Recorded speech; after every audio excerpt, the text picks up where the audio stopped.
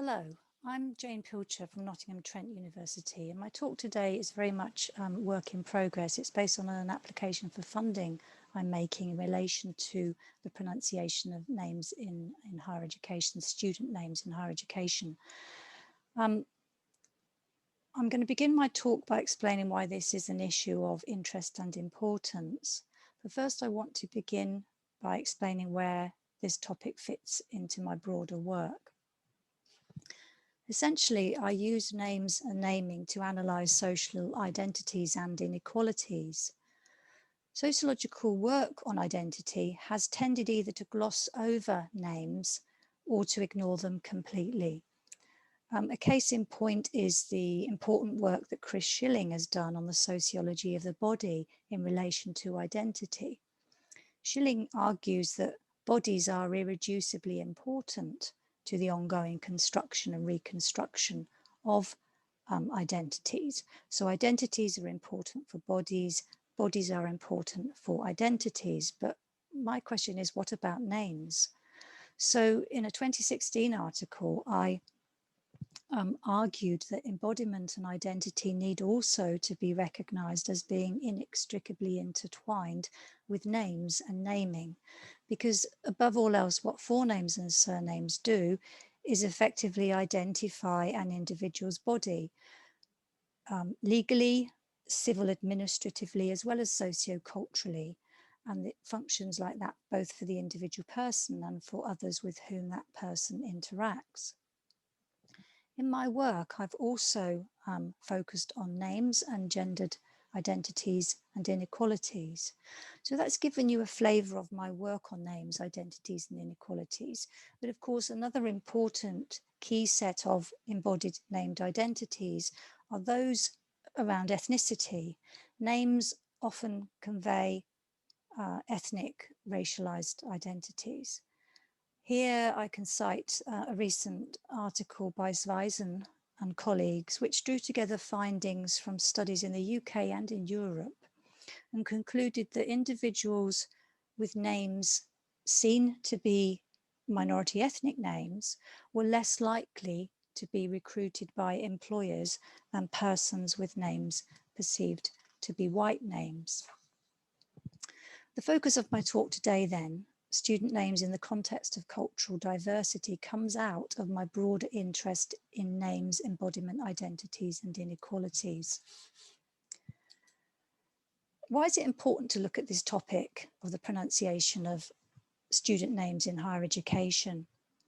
It's timely to do it now because the socio-cultural profile of students has changed in recent decades. We now have more international students and more BAME students studying in English universities. This suggests that universities are becoming less monocultural, mononational and monolingual. Figures on international students, which are on the left of the screen, show this increase. Where do international students come from? EU provides 30% of them, especially from Italy, France, Germany and Greece. China is the next biggest source of international students at around 21%, followed by India, USA, Hong Kong, Malaysia and Nigeria. Figures for BAME students, UK domiciled students at UK universities who have BAME ethnicities, are shown on the right of the screen.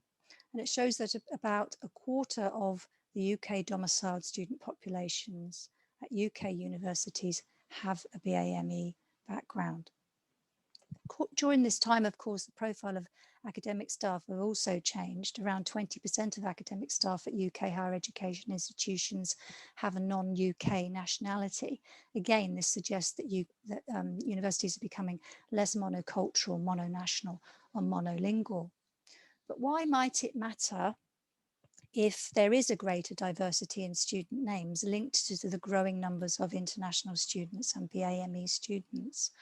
I've already kind of suggested why it's important. It matters because personal names index ethnic identities in ways that can be a positive celebration of difference and diversity, but which are also implicated in prejudicial and discriminatory behaviour toward individuals seen to have minority ethnic names.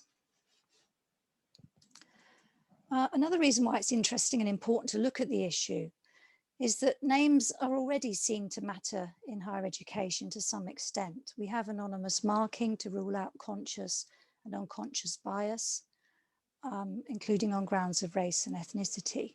Names are also implicated in higher education race equality and inclusivity policies aimed at decolonising the curriculum and ensuring success for all, and so on. These are, of course, important and necessary initiatives, but I'm especially interested in the part the pronunciation of student names can play in this drive for equality and inclusivity and engagement. Why does the pronunciation of student names matter? What's at issue here? And this is where this rather scary picture comes in. The pronunciation of names is bound up with our mother tongues, our speech and our language cultures, which we are socialized into and which importantly is embodied. Sounds in language, in speech, and therefore in how we pronounce names are produced through what phoneticists and linguists call our articulators. These are the organs of the body through which sounds are made, our tongue, teeth, lips, throat, lungs, etc. We learn our mother tongue and we learn the shapes our mouths need to make to pronounce sounds and words in that language. This means that in other languages, it can be difficult to get our mouths and all the articulators in our mouths and so on in the right shape and doing the right things to make the right sounds, to say things correctly, including names. We have to consciously work our articulators harder to pronounce some names correctly. This is another way then we can recognize that ethnicity here in the form of language is something which is embodied. This all has consequences for the correct pronunciation of names. We may not have developed the right embodied muscle memory to make the right speech sounds. The pronunciation of names is also tied up with what is experienced ethnocentrically as being usual and familiar, or unusual and unfamiliar when it comes to people's names. So these are some reasons why names might get mispronounced. Next, I want to talk about the impacts on people of the mispronunciation of names. Here's some examples where Hee-jung Chung and Xiao-Fan Wilson share on Twitter their experiences of the mispronunciation of their names.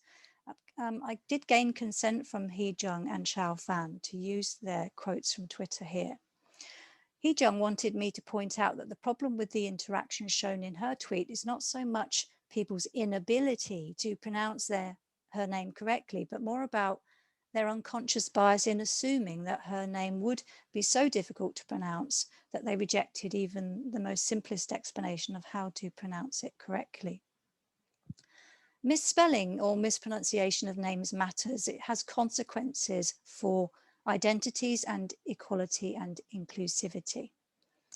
As argued by Wheeler, when names are misspelt and mispronounced, people are effectively being renamed and identities are being misrepresented. People whose names are mispronounced can feel disrespected, disempowered, excluded and othered as a result. I think we get a sense of that in the tweets by Hee-jung and Xiao-Fan. Wheeler's Welsh forename is subject to mispronunciation, and in her article she describes her emotions: anger, disappointment, embarrassment, shame and despair when her forename gets mispronounced. And she also describes the strategies she uses to try and ensure that people say her name right, say her name correctly. But even at her PhD graduation ceremony, where Wheeler went through all the right steps, she submitted a form to the graduation office specifying how her forename should be pronounced. Her forename was still mispronounced at the graduation ceremony. It was still said wrongly. Wheeler's useful for my argument here because she alludes to how universities are institutions who acknowledge the importance of getting it right when it comes to pronouncing student names, at least at the point of graduation. But my question is, what about throughout a student's university career? In their everyday lives as students and in all the university locales within which these lives take place? It seems to me that it's only at the point of degree awarding ceremonies that universities have any procedures in place to ensure the correct pronunciation of student names.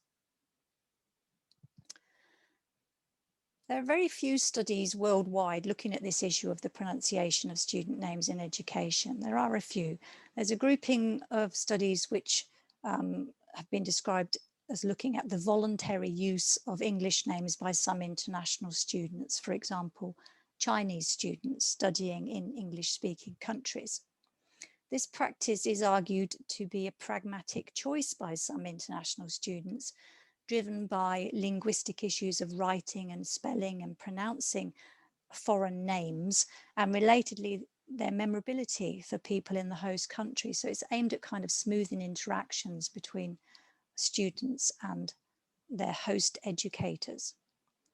There are also a bunch of studies, mainly from the US, on what we can describe as involuntary naming experiences of students, where students' names are mispronounced.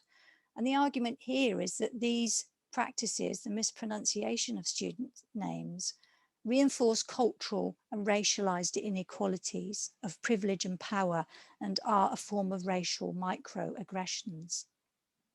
In these studies, the affected students whose names are said incorrectly, who are effectively renamed, explained how it made them feel: anger, shame, undermined their sense of belonging in the educational environment. They felt pressurized to conform to the majority culture. More positively, when their names were said right, when their names were pronounced correctly, students reported feeling a sense of empowerment, self-acceptance, and pride.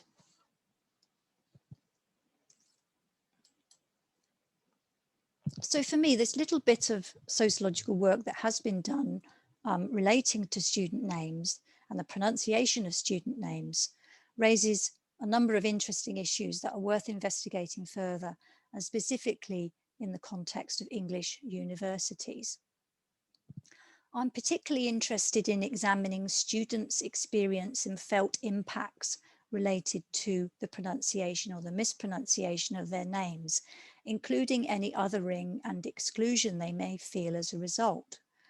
And if these experiences affect student opportunities or their felt opportunities for their learning and engagement, and for their overall sense of belonging in the university. How am I going to do this project? Well, at the moment, the scale of the project is linked to the level of funding I've applied for so far, which is capped at £10,000. So I'll be aiming to run a survey to look at the existing policies and practices within English universities that are intended to support the correct pronunciation of student names. I want to undertake an exploratory qualitative study using semi-structured interviews with cases drawn from current university students to capture the experiences, felt outcomes and strategies that these students use, students whose names may be subject to mispronunciation within university locales. I also want to hold semi-structured interviews with cases drawn from current teaching and professional services staff about their experiences and the strategies they use in their interactions with students whose names they might find difficult to pronounce correctly. Findings impact-wise, I'll be looking to make policy recommendations and develop best practice guidelines or even training modules, thereby hopefully contributing to the further development of inclusive and non-discriminatory higher education. Sociology-wise, I'll be looking to use findings to push forward understanding of the social consequentiality of names. In other words, how and why names matter for people's embodied identities, for their well-being, relationships, experiences and opportunities, including in terms of inclusivity and equality and engagement and success for all in higher education. Here are some of the references that I've drawn on in my talk, and all it remains me to say now is thank you for listening.